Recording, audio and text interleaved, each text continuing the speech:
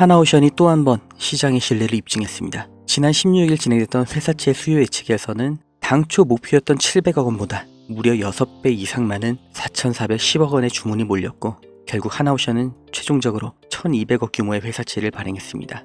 이 중 눈길을 끄는 건 금리죠. 투자자들은 애초에 제시됐던 금리보다 더 낮은 금리에도 기꺼이 투자하겠다는 의사를 보여줬습니다. 시장 전체가 하나오션의 신용도와 미래 성장에 높은 확신을 갖고 있다는 거죠. 이런 신호들이 왜 조선업에 기관 자금과 관심이 몰리고 있는지 명확하게 말해주고 있는 겁니다. 95년 전에 있던 보호무역주의가 부활하고 있다. 장기적인 글로벌 경기 침체가 올 거다. 이런 위기 속에서 왜 조선주는 주목받고 있을까요? 우리는 과거의 흐름에서 그 확실한 답을 찾을 수 있습니다. 1930년 미국이 경제공황을 타파하기 위해 자국 산업을 보호하겠다는 취지로 스무트홀리 관세법을 만들면서 2만 가지 이상의 수입품에 관세를 부과했습니다. 평균 관세율이 40%부터 시작해서 2년 뒤에는 60%까지 올랐죠. 당연히 영국과 프랑스 등 당대의 강대국들이 반발하면서 보복 관세를 때립니다. 그 결과로 세계 무역이 붕괴되고 경제의 대공황이 생겨난 거예요.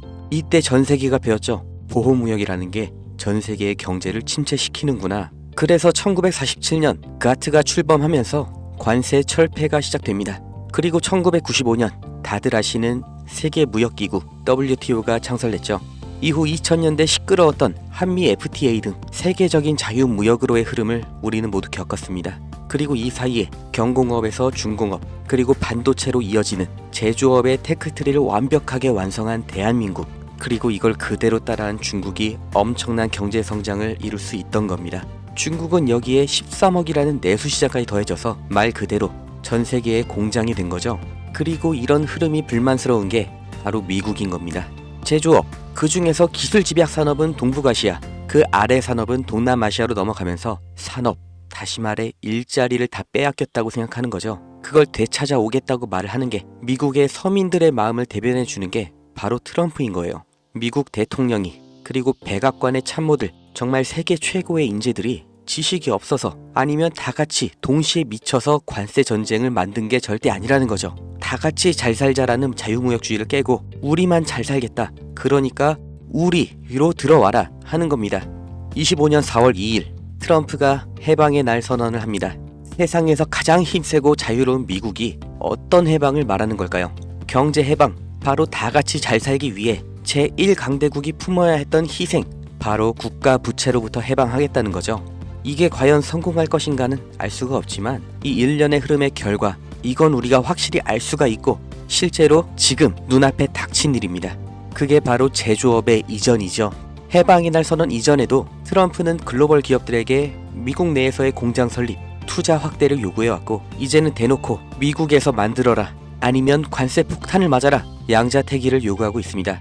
그러나 현실적으로 이게 얼마나 갈지, 그 결과가 어떻게 될지 예측이 안 되는 관세 전쟁이기 때문에 정말 모든 기업이 미국으로 가는 건 불가능하죠.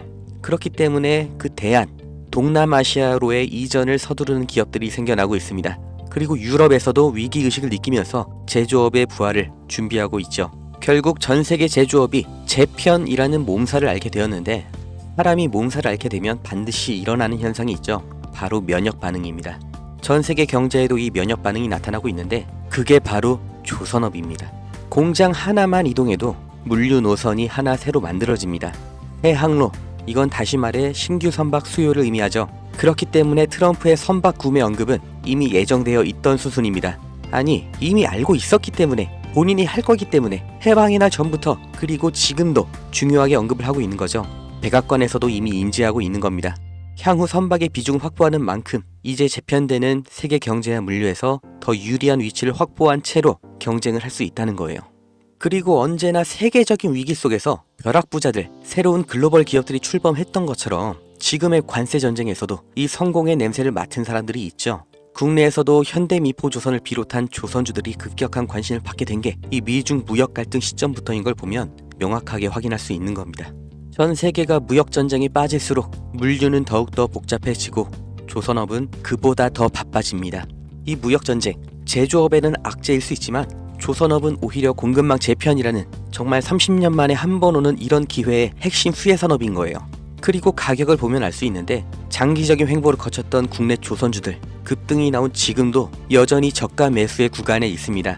2025년 조선업의 슈퍼사이클이 지금 열린 겁니다.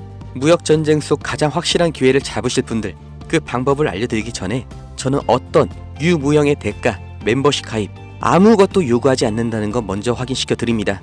제게 오는 연락 중에 30% 이상이 유료 리딩방 업자, 종목만 빼가서 저를 사칭해서 금전 요구하는 사람들 계속해서 문자로 제보를 받고 있기 때문에 이 오는 연락들 일일이 수작업으로 확인한 다음 어떤 대가도 요구도 없이 드리고 있습니다. 답변 순차적으로 드리니까 아주 조금만 기다려 주시면 되고 010-2290-8285 여기로 기회 이렇게 문자 보내신 분들은 지금 조선업에서 가장 주목을 못 받은 그러나 급등 그리고 장기 우상향을 제가 기대하고 있는 그 기업의 정보를 문자로 드릴 거고, 함께 이렇게 문자 보내주신 분들 시황과 경제 흐름, 종목 정보 공유하는 방 그 링크를 드릴 겁니다. 어떤 대가도 없고 무조건 무료, 대가를 요구하는 순간 차라리 관둘 거라는 걸 다시 한번 강조 드리니까 절대로 금전을 요구하는 사칭에 속지 마시고 2025년 물가 상승과 경기 침체라는 전 세계적인 위기가 왔습니다. 그 틈에 있는 유일한 열린 문이 바로 조선업이에요.